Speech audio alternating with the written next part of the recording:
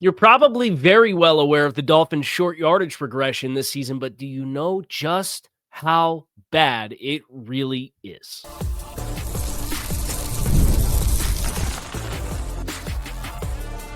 You are Locked On Dolphins, your daily Miami Dolphins podcast, part of the Locked On Podcast Network, your team every day.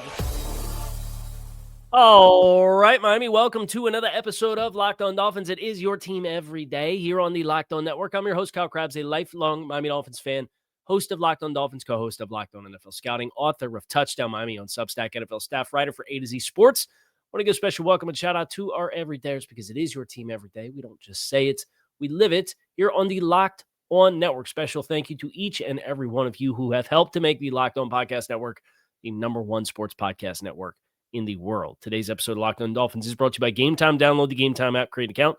Use code Locked On NFL for $20 off of your first purchase. Today on the show, some complications for the quarterback market this offseason as it pertains to, it's good and bad news for Miami. Specifically with what their plan may or may not be with what they aspire to do potentially for Tua Tagovailoa. Whether or not he's back.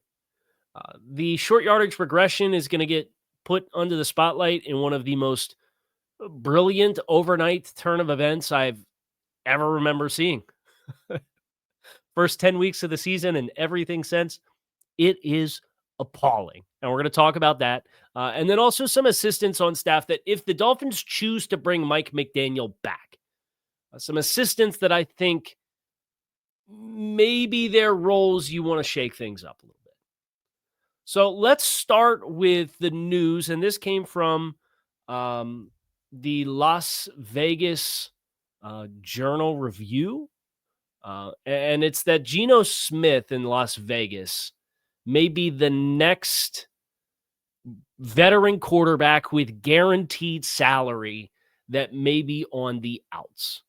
And this came out this week.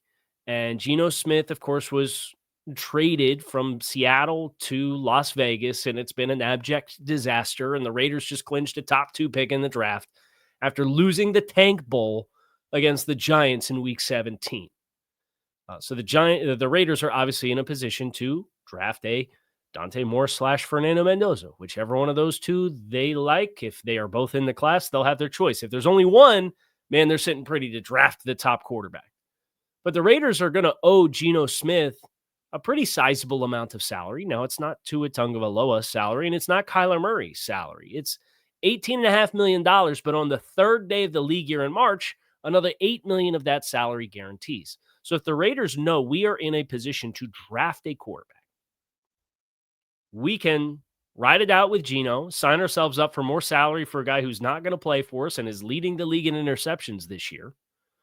Or we can release him before the third day of the league year, owe him the outstanding balance of his 2026 guarantees, which is $18.5 million, and he will be a free agent, right? Because there's no team that's really incentivized with the play that Geno Smith has had to proactively take on the contract and sign themselves up for an elevator in pay when the Raiders have a deadline for $8 million to get out of the contract, and then they still have to pay him $18 million. Now, there's a thing called offset language in everybody's contracts where if I'm guaranteed $10 million and you cut me, I'm still going to get $10 million from you if I'm fully guaranteed that money. But I could sign a contract to go do Locked On London Monarchs instead as the new expansion team. But because I'm owed $10 million, the Monarchs know, Locked On Monarchs knows that I'm owed $10 million. And if they offer me $10 million, the Raiders just get their money back. So instead, every team across the league says we don't want to pay more than we have to. So if he has a guaranteed salary at 18.5 for Geno Smith, for example, nobody's going to offer Geno Smith more than $18.5 million to play quarterback, which means they're all just going to let the Raiders foot the bill, and they're going to compete for situations and offer vet minimum contracts. Like that's what when Russell Wilson signed in Pittsburgh, it's because the Broncos were paying the salary and Pittsburgh could bring him on and pay him vet minimum because the Broncos were paying for all his money, and then the Broncos got reimbursed the financial equivalent of vet minimum from Pittsburgh because of the offset money. This is the part of the situation with the number of quarterbacks that are in a similar position that makes the Dolphins situation with Tua Tagovailoa more complex, because Geno Smith is a new infusion to this conversation. Kyler Murray's got the same deal going on, and Kyler Murray's got almost $20 million in 2027 salary that guarantees in March. If you're a team looking for a bridge quarterback, why would you trade for Kyler Murray's contract and sign yourself up for $20 million next year, becoming fully guaranteed that you are then on the hook for? These teams, I kind of get the sense you're not going to get a market for a lot of them. And obviously Miami having a full top of market year's worth of guarantees, the Dolphins are talking about, oh, we will eat some of the salary, and that's how we could facilitate trading him. But if you eat the salary, it doesn't, from a cap standpoint, become feasible to trade him really until after June 1st. Because if you trade him before June 1st and you eat salary, I mean, you're talking about losing tens of millions of dollars against the cap. So you've got, Kyler's got the fifth day of the league year, $20 million in 2027 salary guarantees. The Cardinals have an incentive to get out of that deal before that. The Raiders have $18.5 million in 2026 already guaranteed, and the Cardinals have like $36 million in 2026 already guaranteed to Kyler Murray. So the Raiders have $8 million this year that guarantees on the third day of the league year, and the Cardinals have $20 million next year that guarantees on the fifth day of the league calendar year. These guys have deadlines. Am I just going to wait till post June 1st and hope to eat salary to trade Tua? Like you've got an influx of guys with starting experience, and each one of them has like their own respective pros and cons as quarterbacks that haven't worked out the way that their teams had hoped for. Tua's got the biggest financial bill. I'll put him in the same bucket as both those guys, as all three of those guys have played poorly this year as a whole. So two of them, presumably before the draft, are going to be out there to sign for a minimum deal because those other teams, the Raiders and the Cardinals, are already footing the bill for the guaranteed salary, and nobody's going to pay them more than what their guarantees are. That hurts your market for Tua, in my opinion. Which, obviously, the ideal scenario would be to get draft capital. But if you can get Kyler Murray for $1.2 million, or if you can get Geno Smith for $1.2 million, or you can trade a draft pick and get another draft pick, like the Dolphins would have to send kind of monstrous draft capital with Tua to incentivize the team to take the whole contract. And you're not really in a position to be giving draft capital away, right? It complicates your situation, and Geno Smith being a new addition just creates more supply of this kind of quarterback in the world of supply and demand. Now, where I think that can help Miami is if they wanted a bridge quarterback and Kyler's available to sign for vet minimum, or if Geno Smith's available to sign for vet minimum, right? Like if you're going to roll Mike McDaniel back and you need some quarterback with at least a certain level of experience, like I don't want to bring Mike McDaniel back and then let him trade the farm for a top 5 draft pick to go get another quarterback, right? Like you'd like to see him, okay, what's a different skill set that's available that you can work with to show that you can grow the offense? None of that is an endorsement for anything. Please don't confuse that. I'm just presenting a scenario. But those guys being available for literally minimum salary, I think is something that can help the Dolphins, but it hurts their market to move on from Tua. We're going to talk about short yardage and just how badly they have regressed. Be ready for your mind to melt. We're going to get into that next here, Locked on Dolphins. Make sure you guys stick with us. NFL season is in full swing. There's nothing like being at the game. The crowd noise, the energy, the cheering alongside the fans. Watching at home is great, but being in the stadium hits different. The frustrating part has always been getting tickets, waiting in queues, dealing with logins, and watching prices change right at checkout. That's why you got to check out the Game Time app because it gives the advantage back to the fans. It's a hack for unlocking amazing NFL tickets and experiences in just a few taps. You can pull up the Game Time app, check out upcoming NFL games. like Dolphins at the Patriots to close the regular season. Find great ticket options almost instantly, and you get NFL tickets available for around $100. Makes it easy to plan a game day trip, and you can also rest easy knowing that Game Time Guarantee backs those tickets to give you real peace of mind. Take the guesswork out of buying NFL tickets at Game Time. Download the Game Time app, create an account. Use code LOCKEDONNFL, that's LOCKEDONNFL for $20 off your first purchase. Terms to apply. Again, create an account, redeem code LOCKEDONNFL for $20 off. Download the Game Time app today and get back to being there live.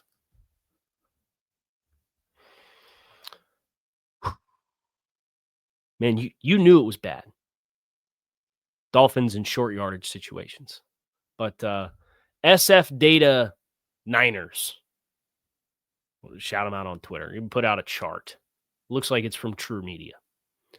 And it is offensive and defensive conversion rates on third and short from weeks 11 through 17. So since week 11, how often does your defense get stops on 3rd and 2 or less? And how often does your offense convert on 3rd or 2 and less?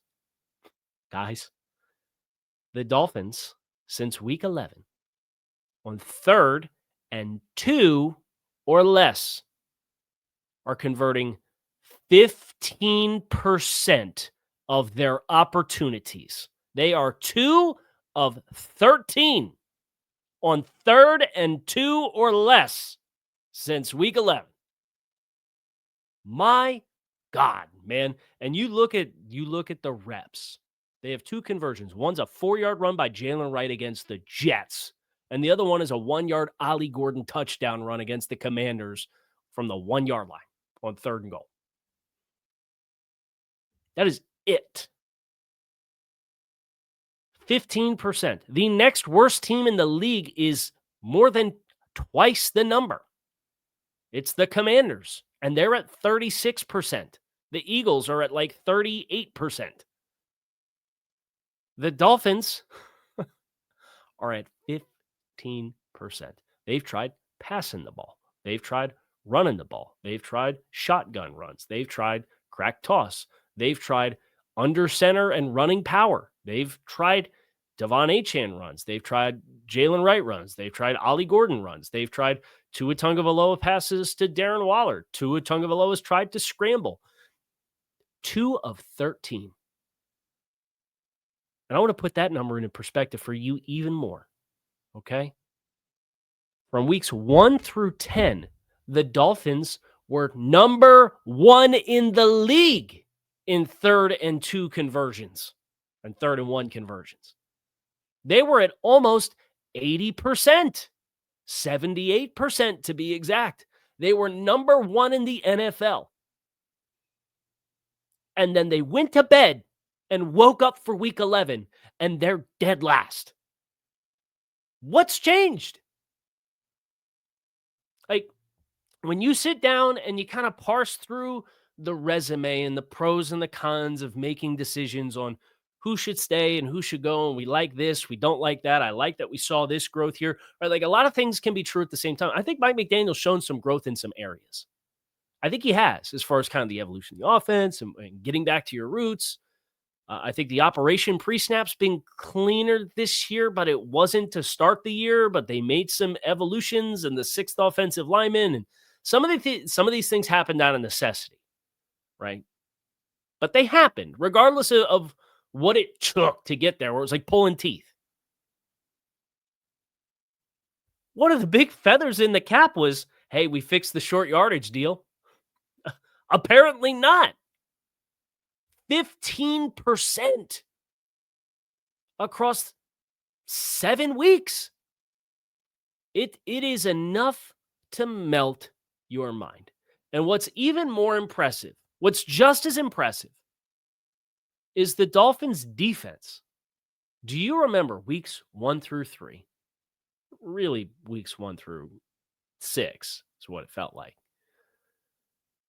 The Dolphins lived so often in 3rd and 4th and short that they were like, you remember how big of a deal it was the first time the Dolphins forced a punt this season? It was like 7 quarters into the season, and it's like, my God, they forced a punt. You get into the second half of the Buffalo game, it's like, wow, they got stops on consecutive possessions where they didn't end in points. Like, that's how big a deal it was. You know where the Dolphins' defense ranks in 3rd and 2 conversions since week 11, while the Dolphins have gone from first in the league to dead last? They're top 5. They're giving up less than 45% of conversion opportunities to opposing offenses since week 11. Now, you acknowledge there's been some not great offenses in that stretch, but nevertheless, I don't care who you play. Like, okay, we'll get a good litmus test. We're going to get a good litmus test against the Patriots because the Patriots' defense is in the bottom 8 in the NFL. They're giving up almost 75% of conversions since week 11 on 3rd and 2 or less defensively. I mean, you're rolling in at 15%. Let's see what you got. Last chance to make a case here for some growth. Would love to see it. I do have some final thoughts today on some assistants that are on my mind as we get ready to end the season next Sunday. Just to be prepared for every outcome, right? Because maybe they make a change at head coach. Maybe they don't make a change at head coach. But if they don't make a change at head coach, you have other things that need to change, like your short yardage execution in the back half of the season. And the Dolphins, by the way, since Mike McDaniel was hired in 2022, a 4-year sample size, are the only team in the league that's below 50% conversion rate on 3rd and 2 and shorter. 4-year sample size. Chew on that. We'll be right back.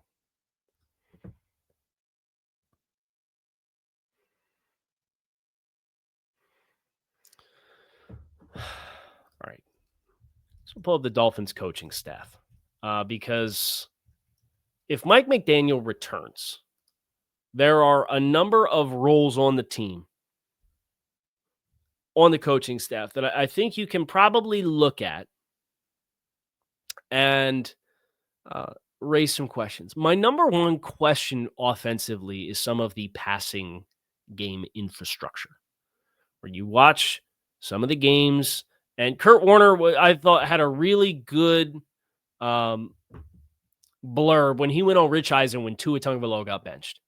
And Kurt talked about, this passing offense asks you to make it work with your primary a lot more often than what I, being Kurt Warner, would have liked to have done when I was playing.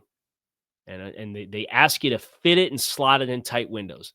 And you see some of the combinations of routes and how they're spaced on the field, whether that's using 2 guys to run a swing route as the check down at number 3 on the backside of a play, or really the spacing of the depth of certain guys that are supposed to lift the coverage, and there's really only one available route and the other guys are running out, or these guys are on the backside of plays. They're kind of softly rolling off the ball, not giving you a full field progression to work with, right? There's instances of a number of different things from a passing game infrastructure that I think Kurt Warner's synopsis of, they want you to make it work with the primary a lot more often than a lot of other teams do. That I don't know what the genesis of that is that this is what Mike's comfortable of carrying over from the Shanahan offense. Was this hyper specifically tailored for Tua Tagovailoa? Like, people that have not liked Tua for years have had that objection, but I watched JT O'Sullivan on QB School, and he does all the Shanahan offenses, and this same kind of complaint exists for lots of them. I don't think this is just a Miami Dolphins specific thing. It's one of the downsides of the scheme is it puts the pressure on the play caller to be right more. It's the play caller. We want you to execute the scheme because I trust as the play caller, I'm going to push the right button at the right time, have the right play. So just trust the scheme. I'm going to dial it up and you make it work. That's kind of the philosophy of the play caller. But I think as you move into the next iteration and chapter of an offense, if Mike McDaniel is going to continue to be the head coach and we're going to continue to run this scheme, I'd like to see it spread its wings a little bit. I'd like to see kind of an overhaul in the way in which they overhauled the running game this year, to be completely fair. So who does that impact on a coaching staff perspective? Well, Darrell Bevell's the quarterback's coach and the pass game coordinator. Frank Smith's the offensive coordinator. Bobby Slowick, they brought in this offseason and brought him in to be the senior pass game coordinator, but left Darrell Bevell with the pass game coordinator title. A lot of cooks in the kitchen, right? Like Slowick is a former OC. Bevell's a former OC. Frank Smith is the current OC. Mike McDaniels was an OC and is the play caller. Like that element of this, because the Dolphins, that's where their money's been spent, is on the offensive side of the ball as a football team. And yet it's not performed to the standard for 2 seasons now. Some of that's player regression, some of that's injuries, some of that's personnel flaws that we thought we could mask in 24 with the offensive line, and then lo and behold, we can't. Then we lose our right tackle, and we can't run the ball. Yada, yada, yada, yada, yada, right? And we lose Tyreek Hill this season. Like, there's a lot that goes into that. That's not a simplistic push one button, you've got an answer. But if they're going to run this back with the head coach, I would be looking at some of those ancillary pieces to our offensive staff, and I would want to get some new blood in here to try to breathe some new life into the spacing and the progressions and the routes and have a more friendly flow for a reactive player at quarterback to have more at his disposal instead of running it so much through this is where we want the ball to go. Because a lot of times you look at a lot of the concepts and the spacing of the eligibles and how they're used. It's like, well, we really don't have a lot of other places to go with the ball. That's my 2 cents. And it's just my 2 cents. It's my observations. I'm not speaking it as absolute truth. But it's to the best of my ability to apply what I have learned with the game and apply it to what I see with the Dolphins every week when we turn on the tape. That's one thing that I think if Mike McDaniel comes back needs to be kind of top of the order is who can we help to bring in here? How do we shake up the assistant coaching staff on the offensive side of the ball? I don't want to name names on like, get rid of this guy, get rid of that guy. But what needs to be shaken up to breathe some authentic newness to the passing game structure? That's going to do it for us here today on Locked On Dolphins. It is your team every day. Appreciate you guys always checking the show. Make it a great rest of your day. I will be back to talk to you all again tomorrow. Go Fins.